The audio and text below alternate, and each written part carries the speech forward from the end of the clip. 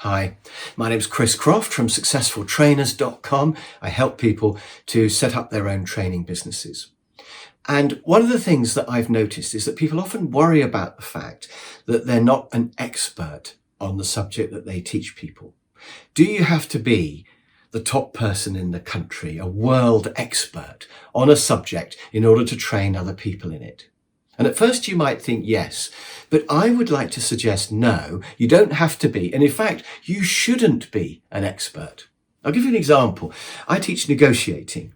And I'm not a brilliant negotiator, so that's already good because it means that I understand what it's like to find negotiating difficult. I totally understand the fear that you have before you go into a negotiation and the fact that you keep forgetting one or two things of what you're supposed to say. So I know what it's like for you. That's the first advantage. But the second thing is that I'm not going to teach you massively advanced negotiating strategies. And that's not the game I'm in. Some people are, and that's great. Good luck to them. But what I'm doing is I'm going to teach you the basics, the top 10 things that you need to know to be a great negotiator. And those top 10 things will get you 90% of the way there. So if you don't know anything about negotiating, you don't want to know the latest fancy theory. You just want to know the basics. Things like don't open first and set a really clear walk away point. And you need to know what the nibble is. You need to know what the vice is. So I will talk you through the basics. And what I think I am good at, I'm not claiming to be a brilliant negotiator or an expert on the subject, but what I am good at is explaining it really clearly. And that's what you want. You want a trainer who can explain it really clearly. And the chances are that the world expert on negotiating is some sort of research boffin who's not very good at explaining it clearly. So in fact, years ago, I went to Cambridge University. That's where I did my degree in engineering. And the lecturers we had were mostly pretty poor because they were world experts. They didn't want to waste their time on us mere undergraduates. And they weren't even very good at explaining simple things to us because they were so clever. They couldn't understand that we were thick compared to them. They couldn't just come to our level and explain it simply. All I wanted was somebody to explain me engineering really simply and clearly. So I think you don't want an ultra boffin. You just want somebody who understands it very well and explains it clearly. Now, there's one other advantage as well, why you don't want the world expert on negotiating, and that is you want someone who knows about other things as well.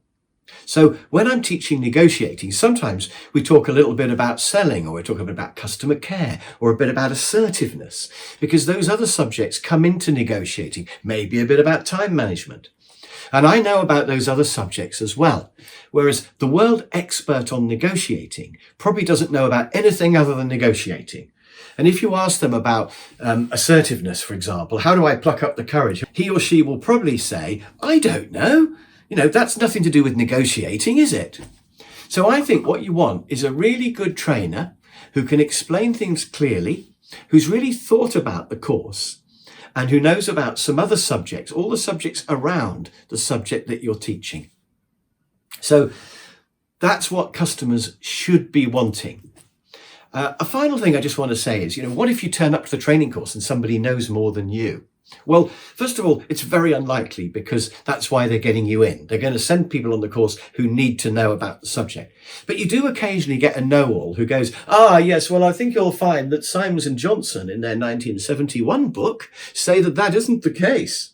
Now, already the rest of the audience are on your side because they're thinking, must be awful trying to do a talk with this guy butting in all the time with irrelevant facts. So the audience are on your side. But I think you can just say, well, yeah, that's probably true, but this is the theory that I'm showing you. And I think you can ignore it if you want, or you can work that person in to your session and you can say, so Dave, what do you think about this? Do you find that this is true as well? And if you butter them up a little bit and say, Dave, you're an expert on this. What do you think about that? You can get them to help run the session if they're a good person, and that will probably add to the session.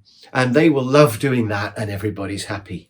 So it's not usually too difficult to deal with the occasional know-all, but they are rare. And of course, however much you know about a subject, there's always going to be somebody who knows some obscure corner of it that you don't. So don't worry about that. That's irrelevant. Just say, I'm here to teach you the basics. So there probably is some fancy, complicated theory that's just been released that Dave knows all about, but I'm just going to talk you through the basics that you need to know. And that's what we want, isn't it? So you don't have to be a world expert on a subject to teach it. And I think it's better if you're not. And that's good news if you want to set up your own training business. And by the way, if you do, feel free to contact me on successfultrainers.com. The link is underneath this video. And don't forget to click subscribe so that you get all the other videos in this series.